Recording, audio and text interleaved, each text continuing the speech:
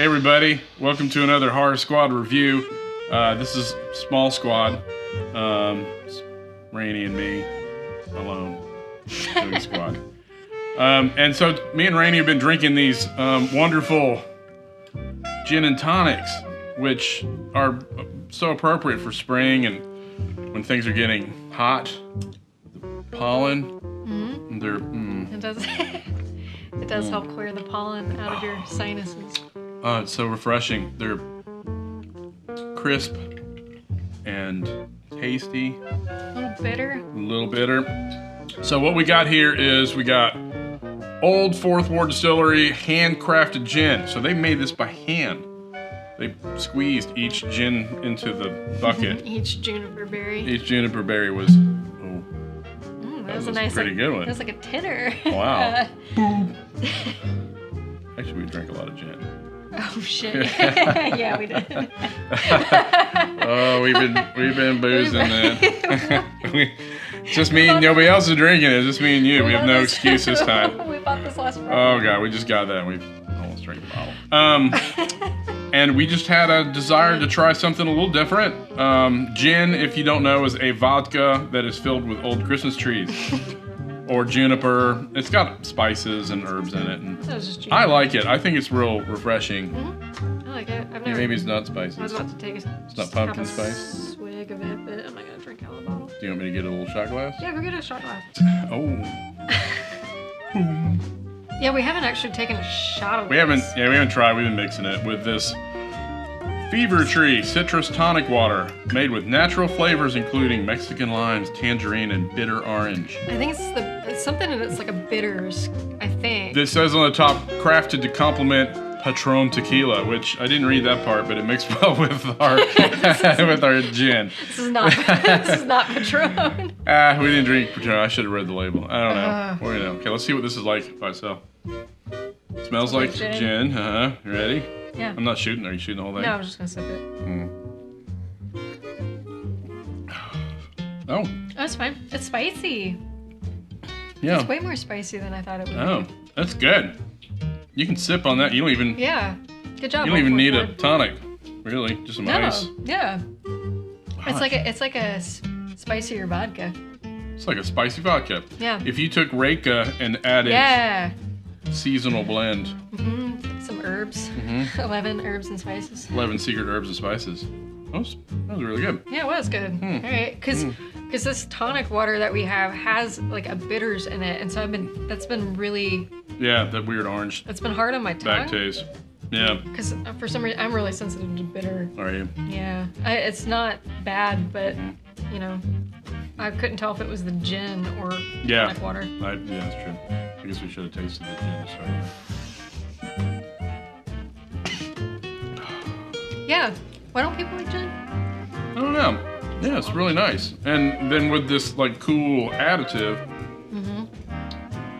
that was meant for tequila, I guess I'll have to try some with tequila now. It's probably good for tequila. I can see that. Probably is. I don't know. This is pretty good. I don't think anybody else in Skwaad was gonna drink it, so. We have refined taste. We have refined, dignified taste, and nobody will drink. We can have it here, nobody else will drink it. So we're safe.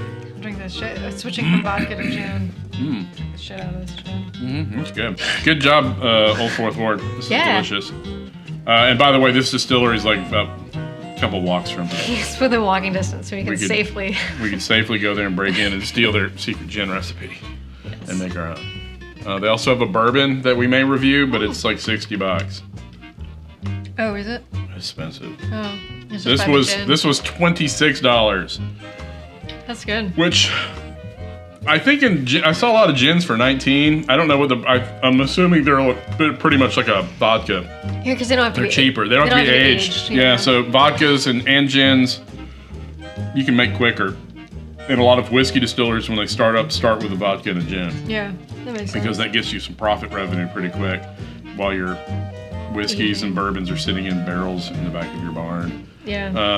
But for $26, I'd get this again. Oh yeah. Because we've been blowing 50 on a bunch of bourbons that we didn't really love. Yeah, and I feel like the gin's hitting me harder than the bourbon. Yeah, the gin, it's that clean. The cleanliness goes to your brain. Like the vodka. Yeah, because the bourbon gets stuck in your arteries.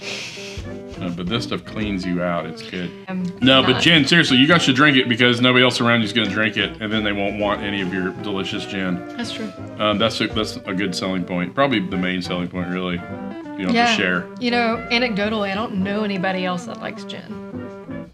Yeah, I'm curious. We'll be doing more gin reviews as the summer progresses. Just you and I. Me and Rainey's. And then we're pairing this gin tonight. This is a twofer. We're also going to be reviewing the wonderful movie... Oh, we're reviewing Return of the Living Dead? Return of the Living Dead. Yeah. So we're having a couple of these ginny thingies, gin and tonics, and we're going to watch a movie about zombies that eat brains. That has nothing to do with gin. We couldn't figure out what horror movie paired with gin. So we're just watching... Maybe something from... my favorites. Hammer? Yeah, Hammer is English. British, yeah, right? British. Some sort of British film. So we'll get back. We're gonna have a couple of drinks and then watch this film. And we're gonna jump back in here and then continue with the breakdown of the classic. It is classic. Zombie punk comedy rock and roll fest. It's so good. It's so good. It's probably one of my favorite movies. It's really good. I've seen it a ton. So we're gonna come back and talk about it after we get a little swifty. Okay, guys. Hey, welcome back. All right, so we drank a bunch of gin and tonics, and then we watched Return of the Living Dead. And now we're drinking. Now we're drinking some water because we're sobering up for the end of this thing. Return of the Living Dead. I'm assuming everyone's seen it. Everyone's seen it except for a couple people. No. And if you're new to the horror genre and you haven't seen it yet, this is a must-see classic. Yes. We're not really going to review it so much as just talk compare, but this is a classic, a must own, I would say. You just buy it. You can't go wrong. I've seen it so many times. It's still fun. It's every fun time. Yeah. Every time it's so much fun. I'd watch it every day if I could. Yeah, it's like right up there with Constantine. You can just run it. You know. So this is a zombie film by one of the guys. Him and Romero made Night of the Living Dead, and this guy branched off, worked on this film, had another, the director-writer came in, Dan O'Bannon came in and wrote it, so it was a little bit more rock and roll punky, right? Mm-hmm. New, and it's like a horror comedy. It's gory, it's funny, it's got some creepy bits, it's clever. It's clever. It has good pacing. It's well shot. Good acting. Great acting. It's got seasoned actors in it. And newbies. And newbies. But the newbies are good too. And boobies. Yes. Has new and old. They're great. It's fun. Bunch of punk kids going to see their friend who works in a warehouse. The kid in the warehouse and his boss accidentally crack open a government container with zombie juice. One of the zombies from Night of the Living Dead. Is that what it was supposed to be? Yeah, it's like an actual, that's canon. Oh, it's canon. Because he has that line, Frank. You ever seen, he said, yeah, it's real. That's right, they talk about it. And then the gas gets out, zombies start coming up, and mayhem. Zombie juice gets in rain, the cemetery next door of zombies. So it's a lot of fun, survival. Now, these zombies, these are the first zombies I think that specifically wanted to eat brains. Yep. These are the first zombies that ran fast. And talk. And they talk, and they're not dumb. They know how to do stuff, like use complex tools. Like a winch. and a CB. Yeah, a CB. Yeah, they can call for help. They know how to coordinate attacks. Yeah, they're synchronized. I mean, okay, maybe they're not the smartest zombies, but they're for smart. zombies, they're real smart. No, they're coordinated. Yeah, they're really clever. So, and it's weird. It's just a weird, fun, quirky.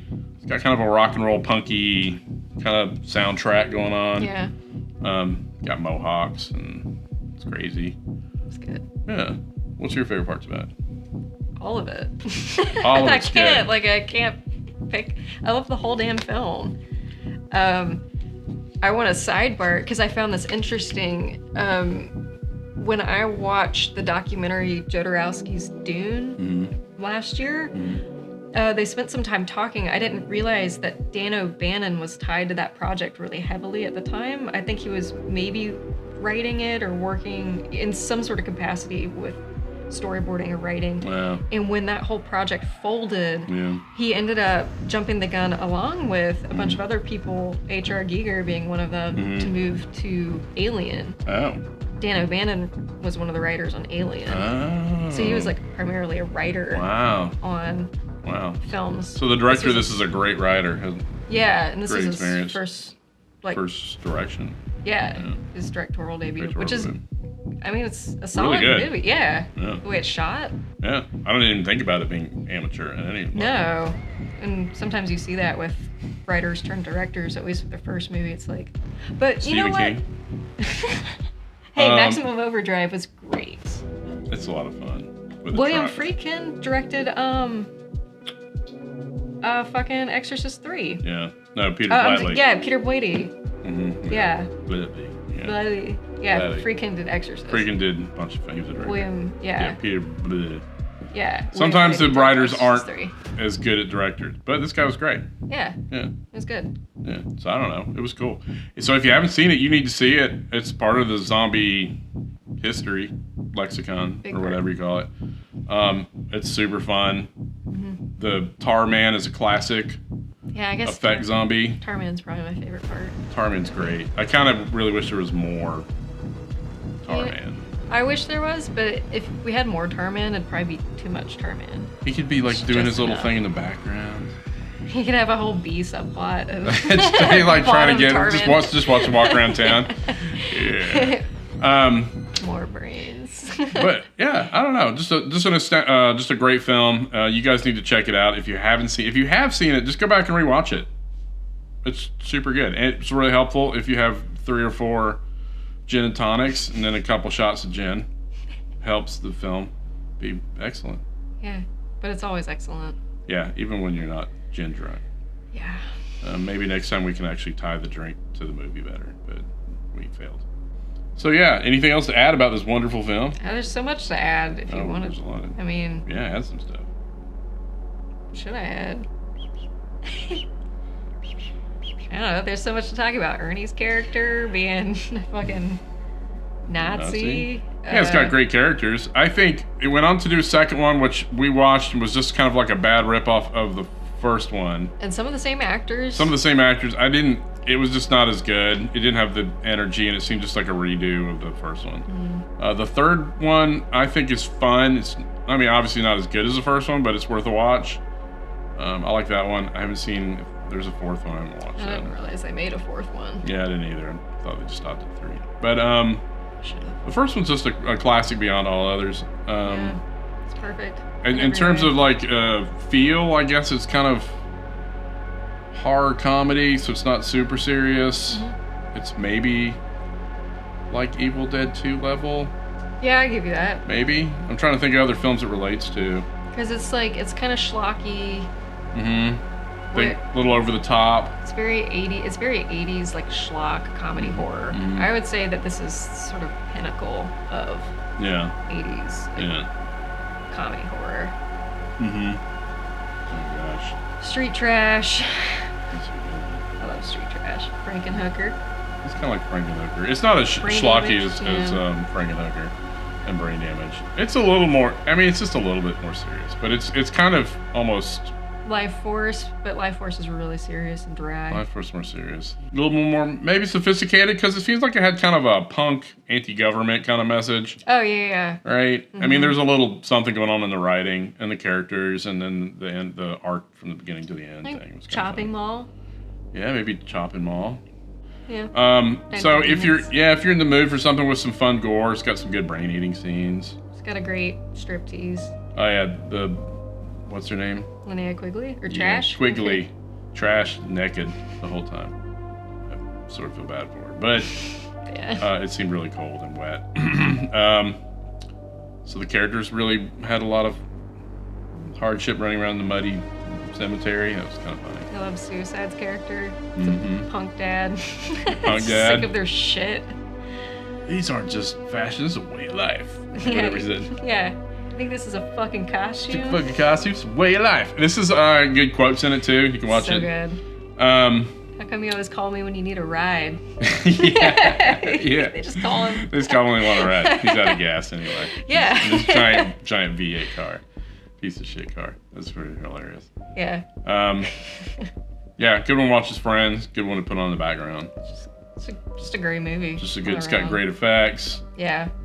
What year was this one made? 85, I think. 85. Right there in the middle. It's got some good puppet stuff. Great puppets. Yeah. Yeah. It was all solid. So you guys have seen it. Check it out again. If you haven't seen it, please go watch it. This is just one of our little quick movie reviews. We're trying to do a drink and a movie review maybe every month. We can throw one in. It's ambitious. It's ambitious. I guess I can always just drink and then tell you about the movie I'm watching.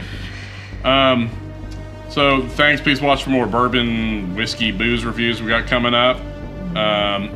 We appreciate it. Please let us know if there's any movies or drinks you want us to talk about. We're happy to investigate and research. Here? Yeah, I'd watch stuff. Yeah. If you got fun things to watch or drink, I like drinking and watching. Yeah, I guess I don't have anything better to do. We don't have anything better to do. So thanks. Please share, like, subscribe. Hit the button for things and then share it and subscribe it. And then follow. And maybe one day we'll be. We won't. We won't. That's okay. Thanks, guys. Bye.